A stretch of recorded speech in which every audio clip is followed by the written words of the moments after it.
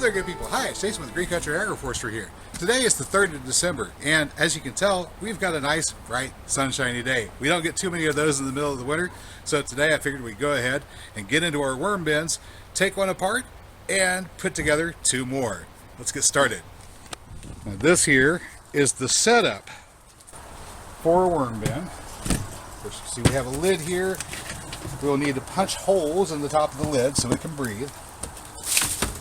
We have a tote on the inside. Now this one we've already prepared, has been used before. You can see the holes in the bottom of the tote. You can see the daylight through those holes. That's what allows the excess liquids to drain. Now to catch them, come on over here and have a look. There we go. Now to catch them, we've got these bricks that we place at the bottom. And of course, this tote here on the bottom is perfectly watertight. I could add a spigot or something like that at the bottom or on the sides over here to drain off the excess, and I might do that if I was going to be using a flow-through system, collecting worm tea, that sort of thing on a regular basis. Mainly I just use these to make soil, and since I use them to make soil, that hasn't been necessary. We may upgrade in the future, but this is what we got for now. Bricks spaced out on the bottom, so there's some place for the excess to drain. Holes in the bottom so the excess can drain, and the holes on the lid on the top to allow the entire thing to breathe. We're going to need to put the holes in.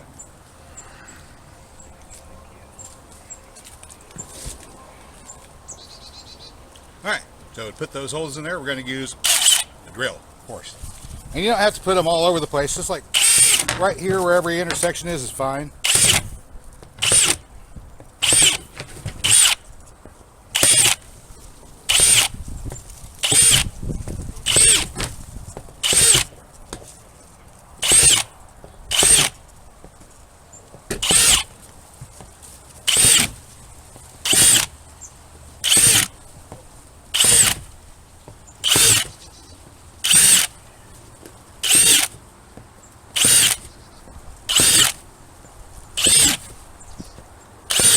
There you go.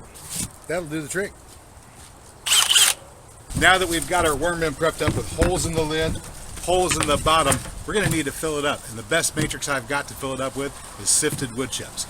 Let me show you what we're doing.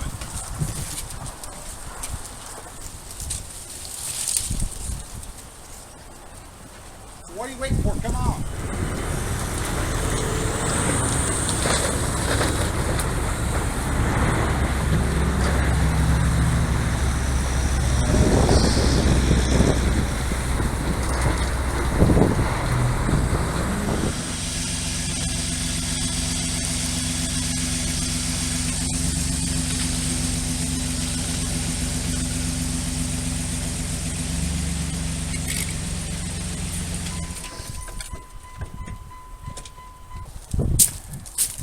Okay, so the city nearby uses a huge tub grinder to grind up all the green waste collected from close to 100,000 people, maybe 200,000 given the entire metro area.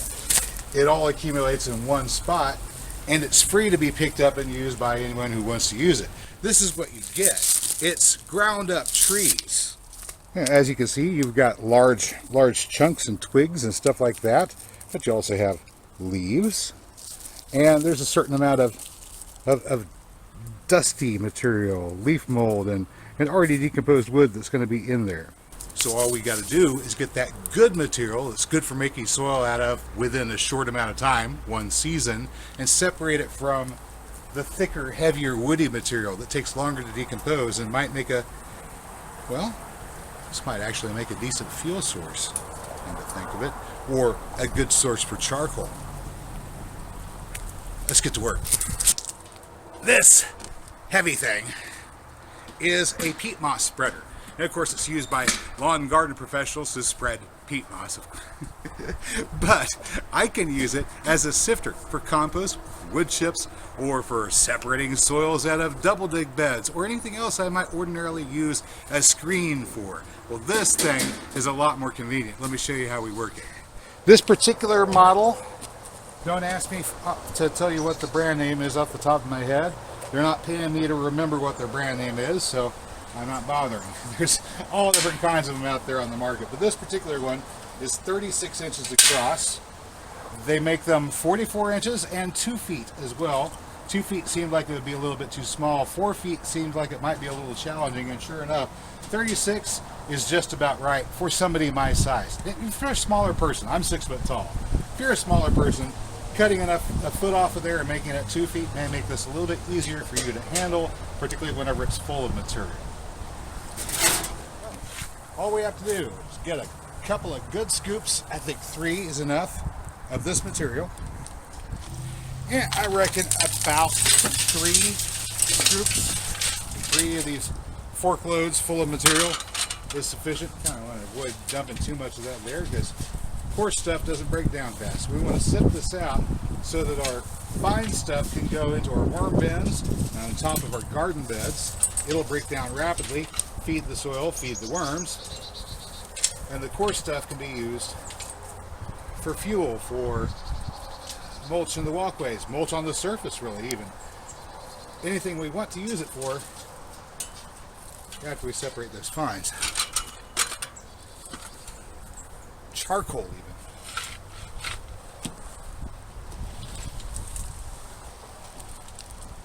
But in any case, I've experimented with different loads. I experimented with six forkfuls. I've experimented with 4.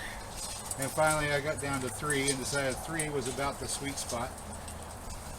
It's large enough amount of material to process at once that makes it worth your while. And it's not so much that it makes handling this sifter difficult. Of course, this is a spreader, not a sifter. We're using it as a sifter, by golly, because we're resourceful.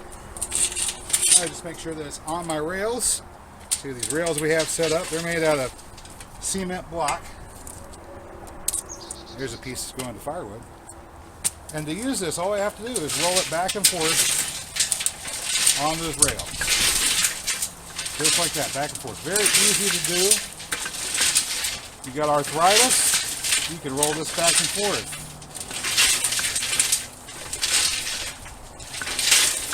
You don't want to do a whole lot of vigorous physical activity. That's fine.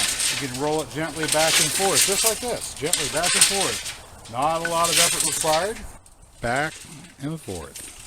Back and forth. See, I could even do it one-handed. Back and forth. Very easy. Back and forth. And as it turns, you can see all the dust, all the leaf particles, little bits of bark, shredded bits of wood, things that will decompose quickly are falling out and settling in between the rails. Look at that. And some of it on top of the rail. We're going to sweep that off in a moment here. Just a little bit of leaf dust. Stuff that will break down inside of a season very, very quickly and easily to make fresh new soil. And since it's coming from the leaves of trees and from the bark of trees, it's going to have all the nutrients that the trees pulled up from the subsoil, the minerals particularly, are going to be found in concentrations in this leaf litter. And you can consider that a multi-mineral supplement because these wood chips come from all around the surrounding area. So every single possible source of minerals that trees could mine, the trees that made up these wood chips would mine them. And so we're adding minerals to our soil just as if we were adding rock dust. Only this is minerals already in a chelated form that you know that your plants can take up and utilize. So with a healthy microbiome, that's even easier.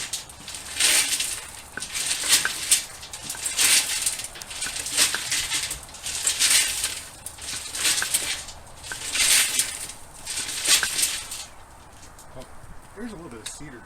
Right now, you see a red piece.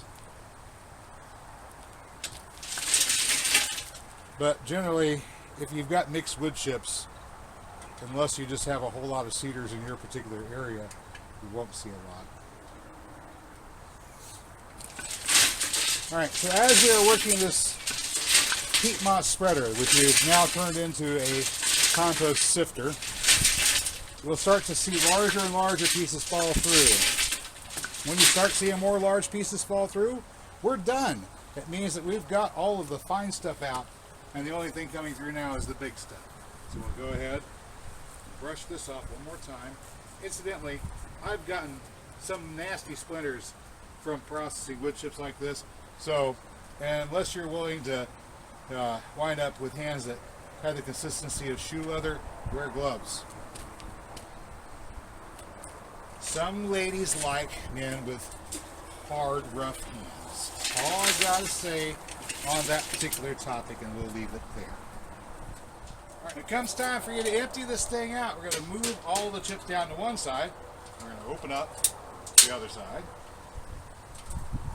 Lift this up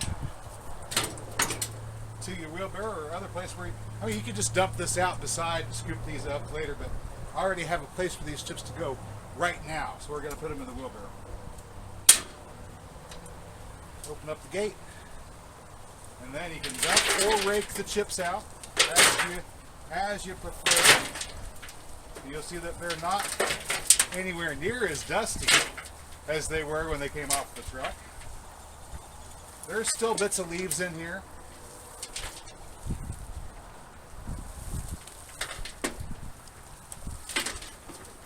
But mostly what you're left with are your larger pieces of wood.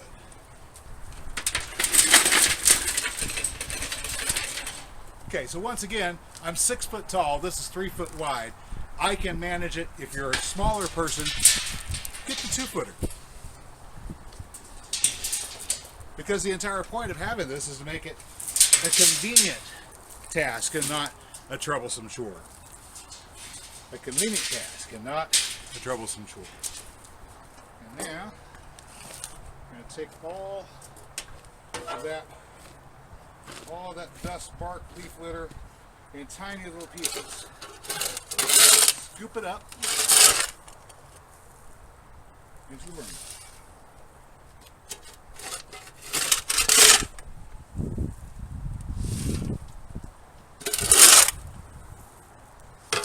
Of course, we don't have to do it into a worm bin. We could be doing this into a wheelbarrow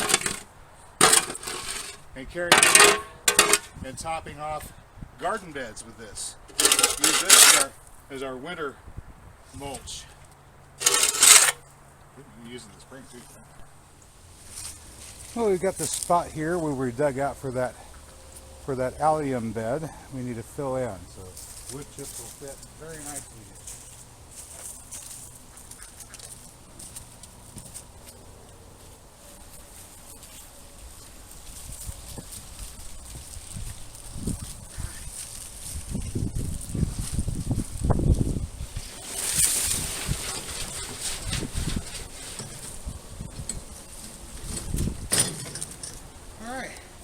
Now this stuff is going to break down over the next year or so. In about 2 years, we can come back and shovel this out all over again, and these wood chips will have been turned into soil by then. All right, now we've got them filled up a little bit. We're going to have to add more in here in a bit, but this is enough to get us started. Let's take the worms that we've got here. They're already in that. Go ahead and put them there.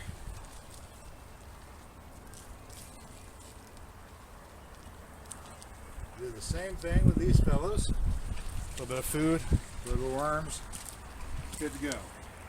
All right, now I'm just going to come into these piles and grab a few and toss them on over. Also may as well grab a handful of that worm dirt, toss it in there. It's got worms, it's got cocoons, it's got everything else we need to get this pile started. We're just going to toss that in there.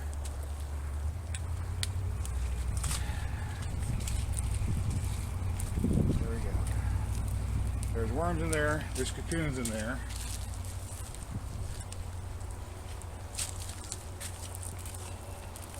All the microbiome we need is in there. Just spread this around. See the worms moving.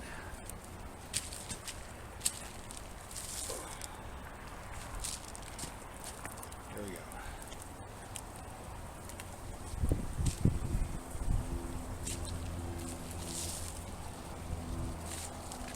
That'll be enough to get us started here.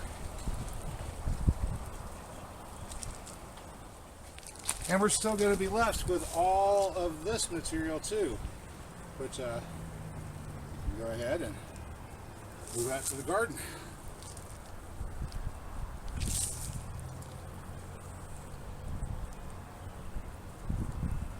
You can also save it and use it to construct more new worm beds. And once again, all the cocoons are in here. Lots and lots of baby worms are in here. It is winter. They are going dormant. They'll be active off and on. As long as we keep them in a place where they don't freeze, they'll be fine. There we go. That's it. Okay, here we go. Now we have our bottom. I'm going to arrange our bricks here so that whenever we put the other part in, any fluids drain out here and they don't linger. Get that up and over, just like that.